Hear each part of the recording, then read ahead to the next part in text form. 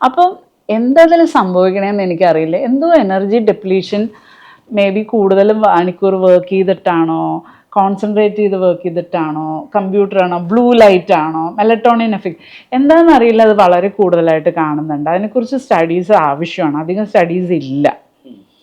അതേസമയം 60-70 വയസ്സിൽ വളരെ സാറ്റിസ്ഫൈഡ് ആയിട്ടുള്ള സെക്ഷൽ റിലേഷൻഷിപ്പ് ഉള്ള കപ്പിളിനെ ഞാൻ കണ്ടിട്ടുണ്ട്.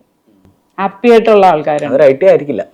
അപ്പൊ ഞാൻ പറയണത് എന്താന്ന് വെച്ചാല്, അപ്പൊ നമ്മൾ വിചാരിക്കില്ല ഇവർക്ക് ഏജ് ആയി, ഹോർമോൺ ഇല്ല, മെനോപോസ്, ആൻഡ്രോപോസ്, ഈ പ്രശ്നങ്ങളൊക്കെ അവർക്കുണ്ട്. അപ്പൊ it is not only just hormones, നമ്മുടെ ആറ്റിറ്റ്യൂഡ്, നമ്മുടെ പേഴ്സ്പെക്റ്റീവ്. പിന്നെ നമ്മളിപ്പോൾ പണ്ടത്തെ പോലെ മെയിൽ ഫീമെയിൽ മോഡലിന് കുറേ ചേഞ്ച് ആയിട്ടുണ്ട്.